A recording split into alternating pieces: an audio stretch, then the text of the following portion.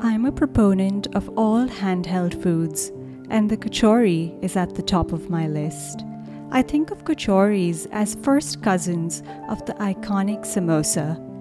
I've been disappointed by every samosa I've tried in the US, and I haven't seen a kachori on the menu anywhere.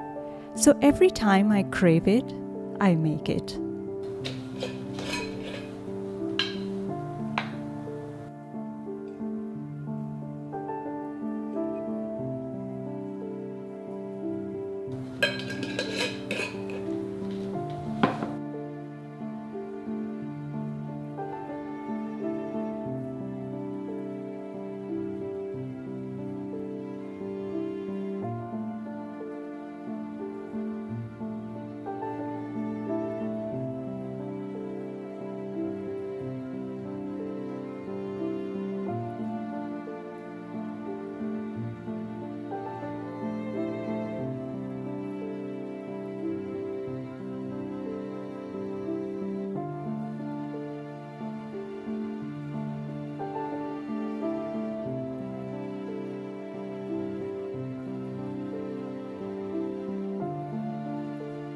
I grew up in a joint family where 14 of us lived under the same roof in our family home in Kolkata called Tat House.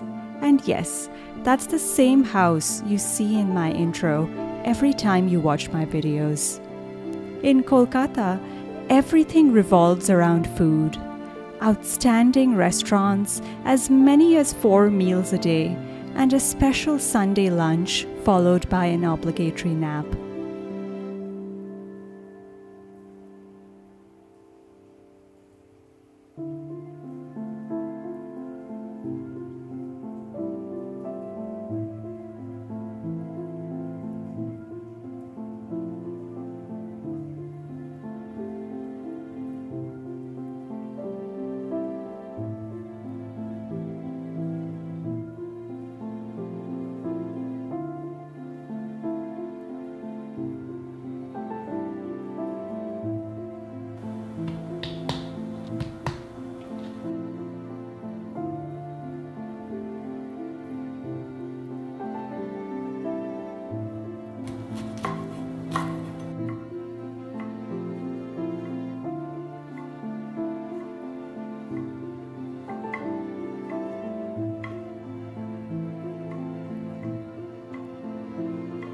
The kachori is a perfect accompaniment to tea.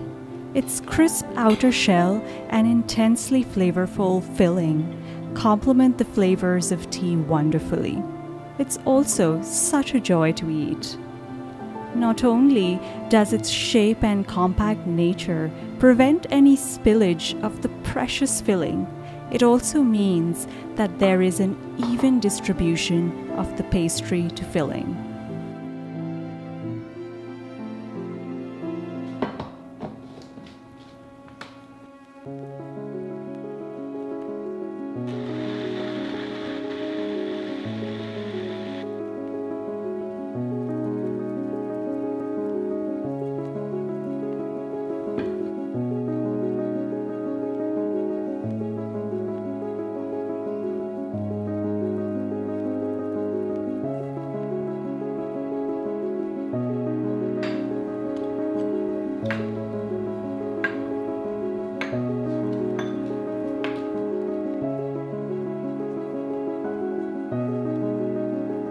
The shell is made of something similar to short crust pastry. It's crisp, flaky, and infused with the rich aroma of ghee. Typically, the pastry is flavored with carom seeds, but I love flavoring mine with nigella seeds to echo the flavors of the filling. The most common fillings are lentils, onions, and potatoes. But honestly, you could make a kachori with almost anything you like. Just remember to make it as flavorful as possible, so the identity of the kachori is clearly revealed as soon as you bite into it.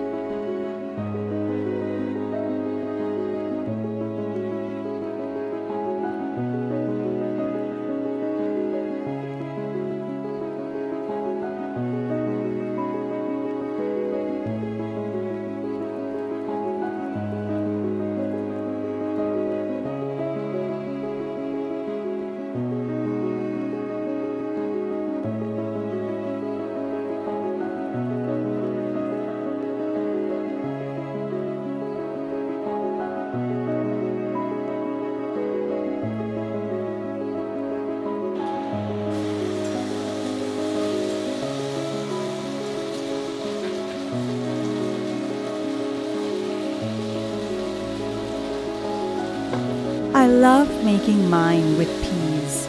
I love the sweetness of the peas against the richness of the pastry. Peas provide the perfect canvas to add herbaceous spices like coriander and fennel. Since the peas are inherently sweet, I can get away with adding more green chilies than I'm willing to admit. The result is a subtle heat in the background that builds as you consume more and more kachoris. Trust me, you won't be able to stop at one.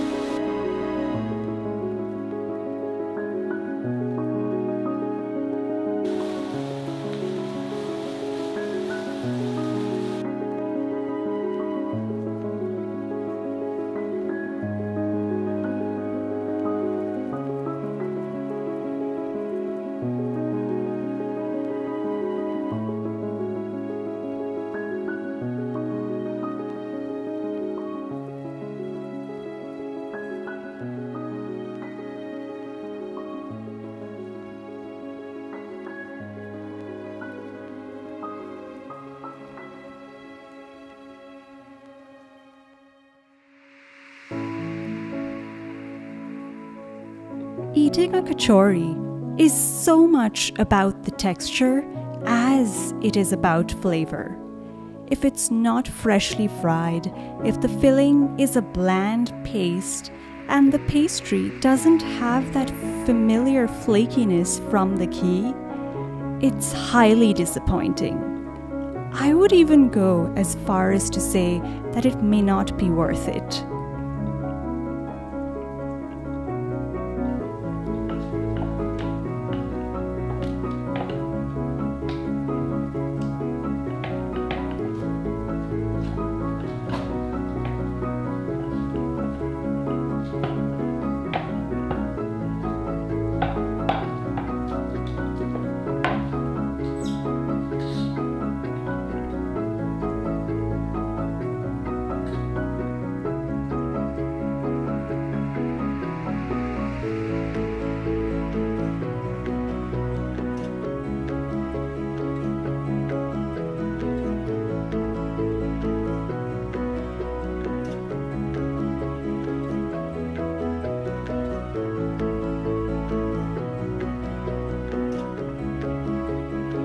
It's a labor of love, as most Indian food is, but the reward is far greater than the effort.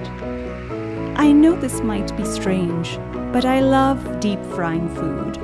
It's oddly therapeutic to watch the transformation as soon as something hits the hot oil.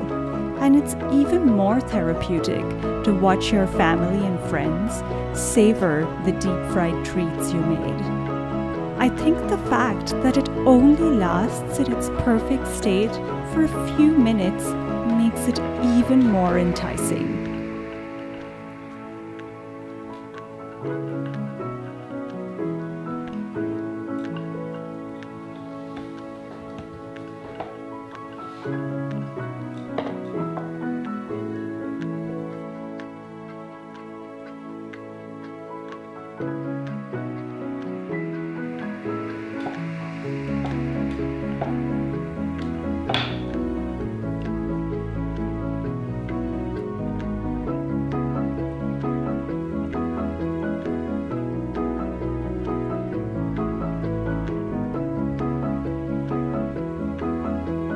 The thing about kachori is that the reason for eating it is purely for pleasure.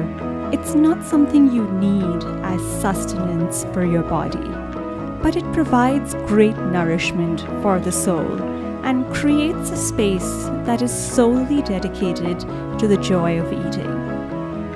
So while these aren't perfect, I'm grateful that I got a moment today to enjoy one of the greatest pleasures of life.